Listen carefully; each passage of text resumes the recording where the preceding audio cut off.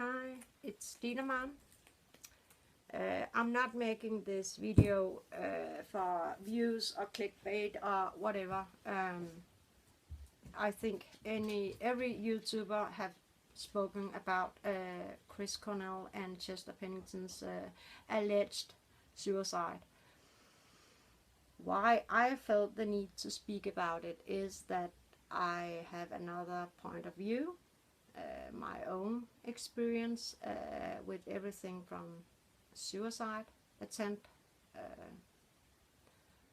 to be dead and overdose and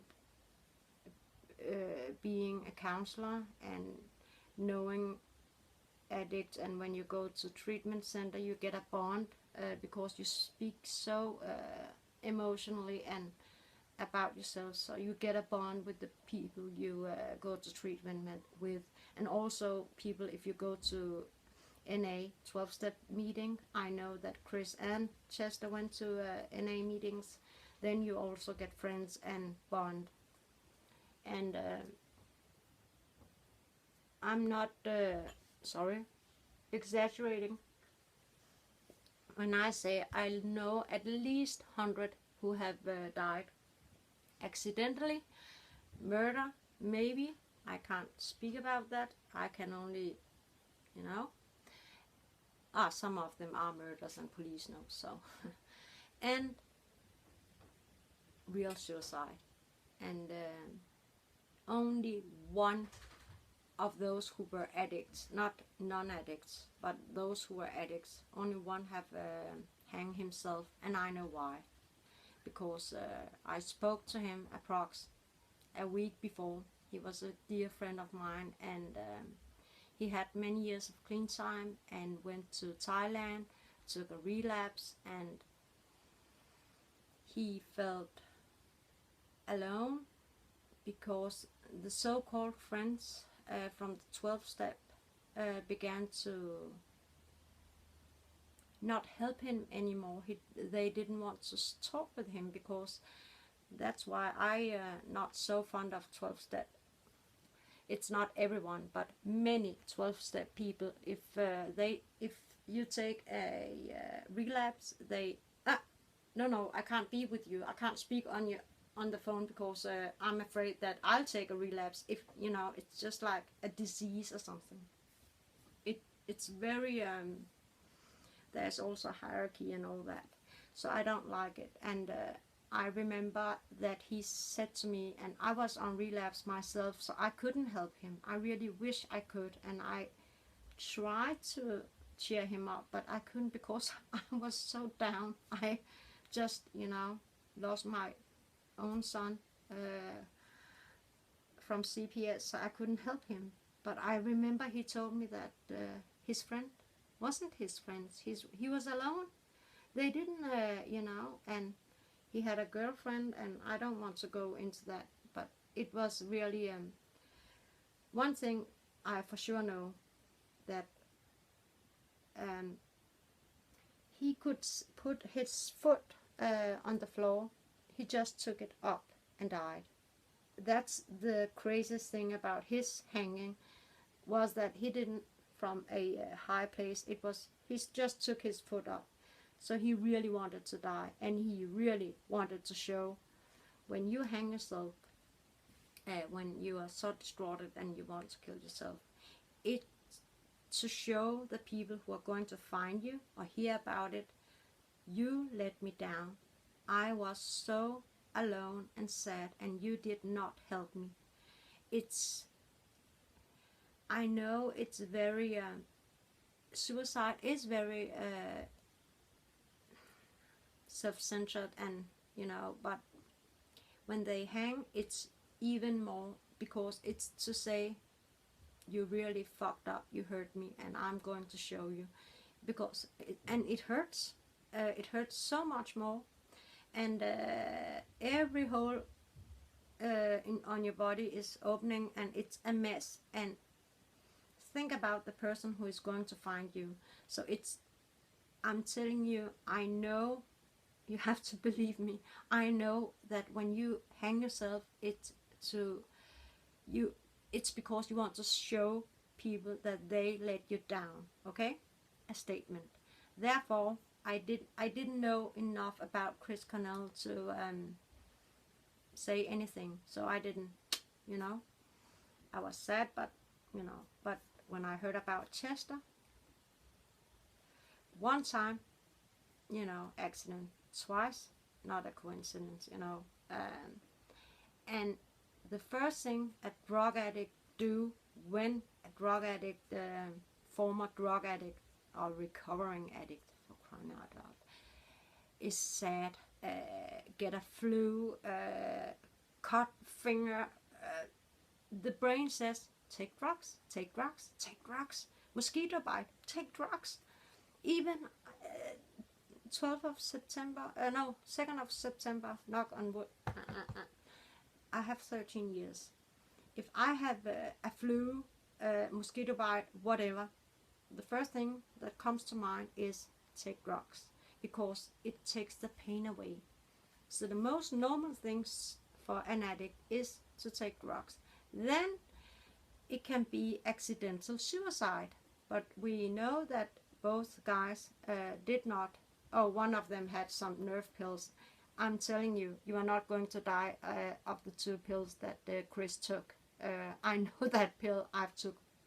I'm a little, okay, woman, and I didn't die of 2. I didn't get, no, especially when you have been a drug addict, you can take much more than a normal person. You have to take double. When you have to go to the dentist, it's double, what do you call it, painkillers, double this, double that, because the body can take much more. It's not, some people lie when they say, oh, it's only half. It's the double, okay? Anywho, I know if you have kids and you are so sad that you want to die, and I'm taking my voice down, but you think about how your family is going to find you when you want to commit suicide. It's not an idea that comes like this. It's an idea that comes, you know, by certain stuff that's happening, and it's like a snowball that's beginning to get bigger and bigger, and the thought becomes to feeling, and the feeling becomes to an action, and then you take an overdose. That is the most common thing, you know. And it, when you have been clean for many years, it's often accidentally overdose, because the body can't take, you take the same amount that you did for 10 years or 5 years or 1 year ago, and then bam, the body can't, the heart just stops, you know. And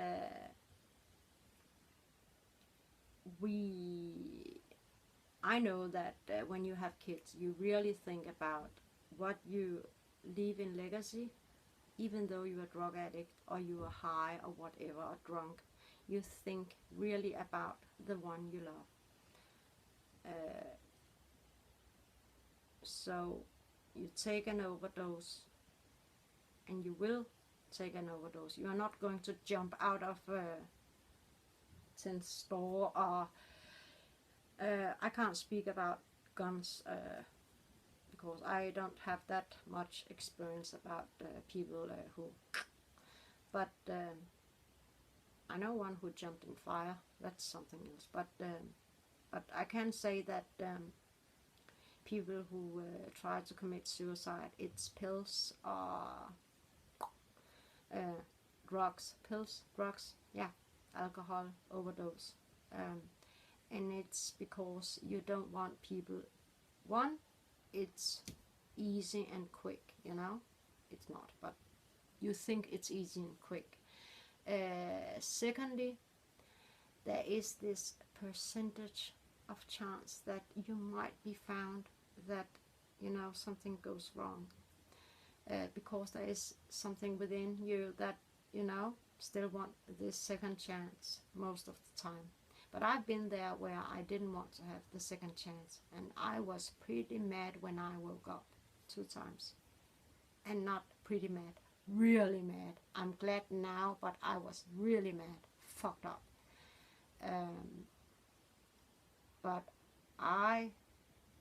it was something I thought about really hard, and I really thought that was the best decision for my family and everything, and I made sure that stuff was in order, and I had clean underwear. And therefore, I do not believe that Chester nor Cris did commit suicide, because they were former addicts. And of course, I can't know if Cris hated his wife. I don't think so. But let us say, per se, that he's tired, new baby. He hated his wife, and he wanted to let the world know that he was let down, and he wanted to show her pain. Then, but with Chester, I know he loved his children. He had many of them. He was also godfather, as I believe, to Cris Connell's babies, and he wouldn't have hanged himself. Everyone knows what a mess, and it hurts. And as far as I know, he hated pain. Who doesn't hate pain, And when you know a solution to die easily, more easy, of course you take drugs. You don't hang yourself unless you want to show the world that, Of course, maybe they both want to show the world that they were angry, they felt let down, and,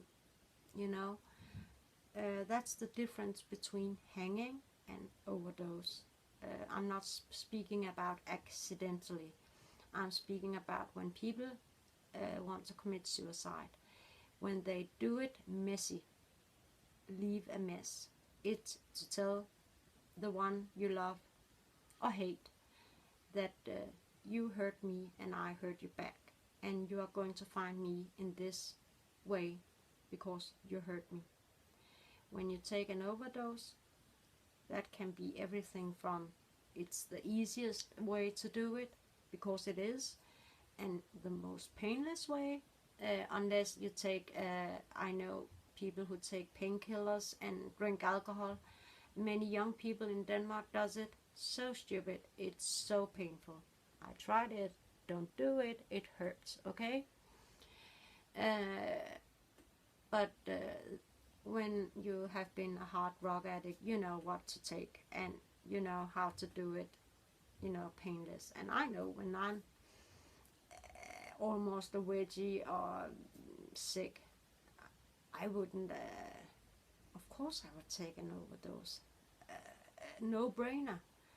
That's why I'm saying I do not freaking believe that it was an suicide.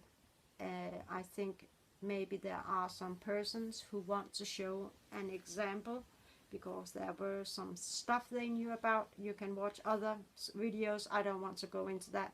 I just wanted to tell you about suicide, not about the particular case, But now already the police is opening Chester's case up, so you can see that, yeah, there's something shady there. But I just wanted to tell why people, and I don't want to hurt anyone if you have family member who hang themselves, but it is what it is, and it is to show I'm hurt, I'm going to hurt back. But we can't know always who it is they want to hurt back, So don't take it on you if you have a family relative who hang themselves, it can be something else. I'm not 100%, it's, I would say 70% of the time they want to make a statement when they hang themselves, or else they are using easier way to do it. Shooting, as I said, I don't know about. I only know one who jumped in the fire. I never, yeah. Anywho, I'm sad that, rest in peace, And I hope that they find the peace they searched for when they were on drugs, because that I can relate to when it hurts.